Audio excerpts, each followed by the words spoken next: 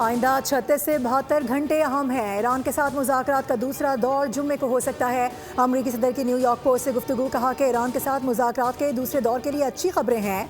फ़ौज को हिदायत दी है कि नाकाबंदी जारी रखे।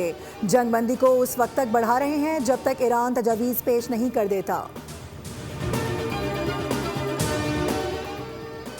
सदर ट्रंप ने जंगबंदी की कोई डेडलाइन नहीं दी। जब वो बेहतर समझेंगे जंग की टाइमलाइन देंगे।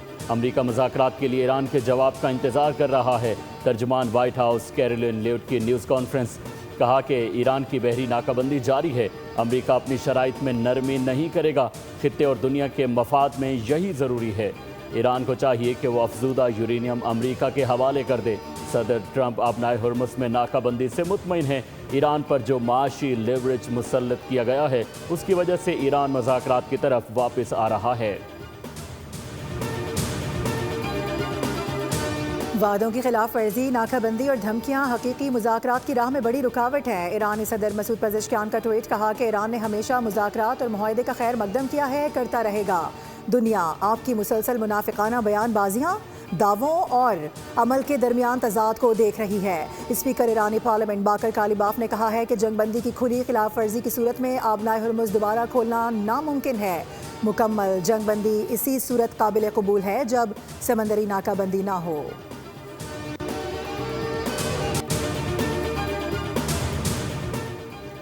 फील्ड मार्शल आसिम मुनीर अमरीका ईरान अमन मुज़ाकरात बचाने में सरगर्म हैं। बरतानवी जरीदे फाइनेंशियल टाइम्स ने दावा किया है कि मुज़ाकरात और सालसी के अमल में फील्ड मार्शल आसिम मुनीर को एक गैर रिवायती मगर मरकज़ी किरदार के तौर पर देखा जा रहा है।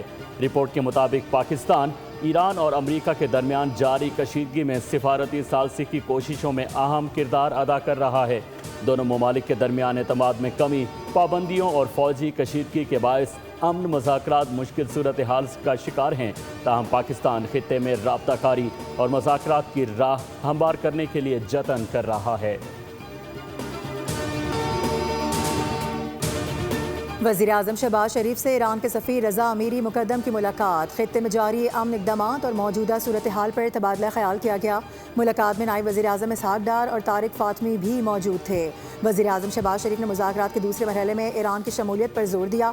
ईरानी सफ़ीर ने तनाज़े के हल के लिए पाकिस्तान की सिफारती काविशों को सराहा।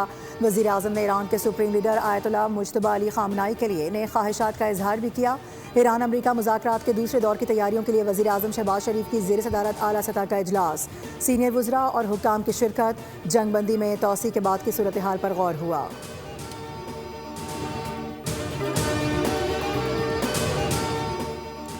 वफाकी वज़ीर दाखिला मोहसिन नकवी से अमरीकी सफ़ीर नेटली बेकर की अहम मुलाकात। खित्ते की ताज़ा तरीन सूरत हाल और इस्लामाबाद मुज़ाकरात के दूसरे मरहले पर बातचीत हुई। मोहसिन नकवी ने जंगबंदी में तौसी के लिए अमरीकी सदर के इक़दाम को भी सराहा। कहा कि यह कदम कशीदगी में कमी की जानिब अहम पेशरफ्त है। वज़ीर आज़म शहबाज शरीफ और फील्ड मार्शल आसिम मुनीर मसले के हल के लिए हर सतह पर कोशिशें कर रहे हैं। अमरीकी सफ़ीर ने पाकिस्तान के तामीरी किरदार को सराहा।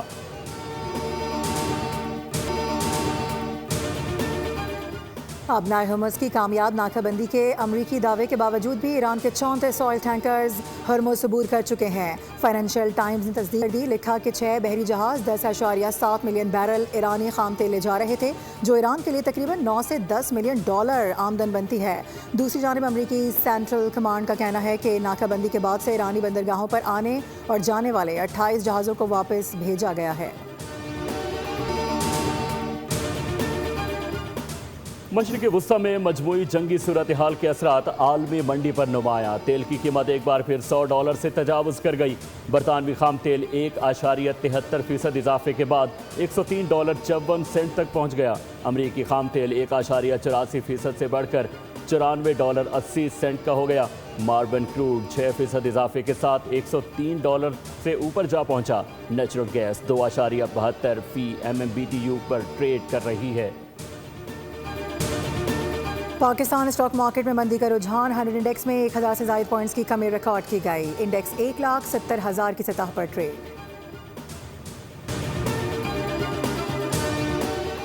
हुकूमत ने आइंदा माली साल के विफाकी बजट की तैयारियां शुरू कर दी। आलमी तिजारत के फ़रोग के लिए दरामदी ड्यूटीज़ में कमी का बड़ा फैसला। IMF को नॉन टैरिफ रुकावटें ख़त्म करने की यकीन दहानी। जून 2026 तक 2500 से ज़ायद रुकावटें ख़त्म की जाएंगी। टेक्सटाइल, लेदर, फार्मास्यूटिकल और ऑटोमोबाइल समेत मुतादिद शोबों पर पाबंदियाँ हटेंगी। इस्लाहात का मकसद मुल्की सनत को आलमी मुसाबिकत के काबिल बनाना है। Area. If you see, this is the distance from the Badori Bulge. At the place, it is approximately 100 kilometers, and on the road and tracks, it is more than 200 kilometers. But that is from the tip of the Badori Bulge. From any nearest Pakistani town, let's say Bagh, it's even much more. So, what we are trying to do here is to walk you through facts of this incident rather than the allegations that are being made. दहशत गर्दी का कोई मजहब नहीं होता, ना मुसलमान, ना ईसाई और ना ही हिंदू। दहशत गर्द होता है।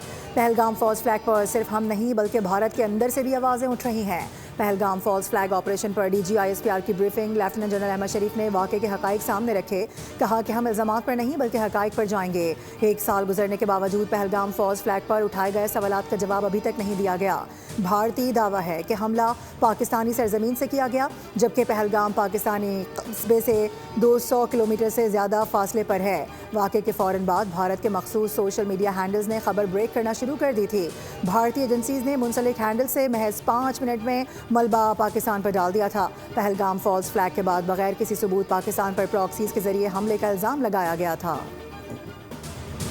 अज़्म वफा के पैकर और जज्बे शहादत से सरशार जवानों के नाम शानदार मिल्ली नगमा वतन के खातिर रिलीज़ कर दिया गया। अवाम की जानिब से बहादुर शहदा को खिराज अकीदत पेश किया गया। नगमे के सहर अंगेज़ बोल पाक फ़ौज के ईमान अफरोज़ जज्बे और नाकाबिल तस्खीर अस्करी कुव्वत की अक्कासी करते हैं। वतन की खातिर जिए मरेंगे जैसे वलवला अंगेज़ अल्फाज सिपाहियों के लाजवाल जोश और जज्बे को उजागर करते हैं। अफगान हैकर्स ने भारतीय मीडिया चैनल हैक कर लिया। वन इंडिया नेटवर्क की नशरियात पर गैर मामूली पैगामात नशर किए गए। अफगान तालिबान के भारत के साथ ताल्लुकात को मुस्तरद करने का खुसूसी पैगाम भी सामने आया। जिम्मेदारी एक ग्रुप ने कबूल की जो खुद को ट्रू मुस्लिम अफगान्स कहता है।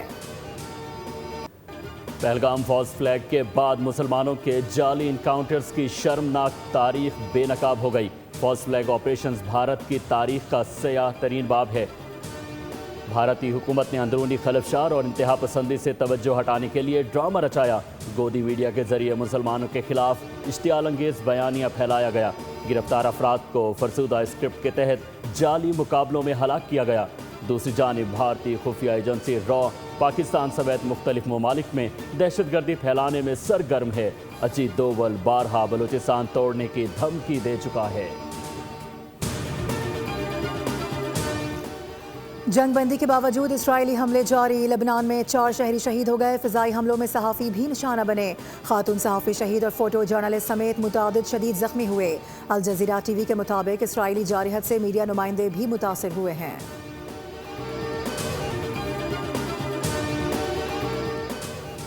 कराची में कांगो से मुतासरा नौजवान इंतकाल कर गया। 17 साला मरीज सिंध इन्फेक्शन डिजीज़ अस्पताल में ज़ेर इलाज था। मुतासरा नौजवान मवेशियों की देखभाल करता था। माहिरीन के मुताबिक कांगो वायरस जानवरों में पाए जाने वाले चीचड़ के काटने से मुंतकिल होता है। ईद उल अज़हा से कबल शहरियों को एहतियाती तदाबीर इख्तियार करने की भी हिदायत। रवा बरस कांगो से पहली हलाकत रिपोर्ट हुई।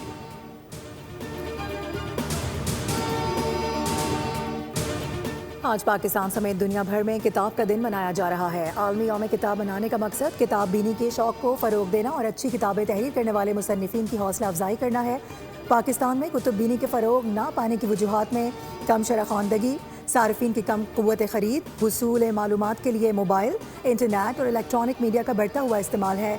वज़ीर आला पंजाब मरियम नवाज़ का किताब लिखने, छापने, बेचने और पढ़ने वालों को सलाम। कहा कि डिजिटल दौर में भी किताब की अहमियत कम नहीं होगी। इंसान की फ़िक्री तरबियत और महज़्ज़ब माशरे की तश्कील किताब की मरहून मिन्नत है। हुकूमत पंजाब पहली मरतबा मोबाइल लाइब्रेरी मुतारिफ़ करवा रही है।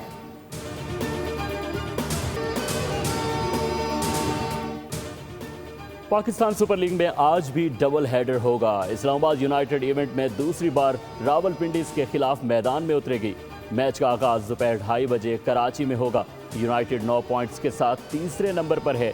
रावलपिंडीज अपने 8वां मैच हार कर पहले ही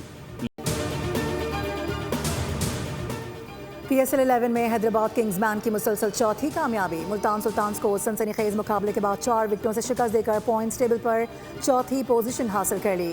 कराची में हैदराबाद ने 214 रन का हदफ 3 गेंदों कबल 6 विकेटों पर हासिल कर लिया। कैप्टन मानस लबूशन और उस्मान खान के दरमियान 123 रन की शराकत। उस्मान ने 101 रन बनाकर मैच के बेहतरीन खिलाड़ी करार पाए। लबूशन ने 61 रन की इनिंग्स खेली। मोहम्मद इस्माइल और पीटर सडल ने 3-3 शिकार किए। मुल्तान ने 7 विकेटों पर 213 का मजमुआ बनाया। स्टीवन स्मिथ ने 106 रन की इनिंग्स खेली। साहबजादा फरहान ने 63 रन स्कोर किए। उस्मान खान PSL की तारीख में सबसे ज़्यादा सेंचुरियां बनाने वाले प्लेयर बन गए। कराची में 11वें सीज़न के 33वें मैच में उस्मान ने मुल्तान सुल्तान्स के खिलाफ PSL करियर की चौथी सेंचुरी बनाई। उस्मान ने 10 छक्कों और 5 चौकों की मदद से 44 गेंदों पर सैकड़ा बनाया। उन्होंने 2023 में 1 और 2024 में 2 सेंचुरियां स्कोर की थीं। सब्सक्राइब करें और बेल दबाएं ताकि कोई खबर रह न जाए।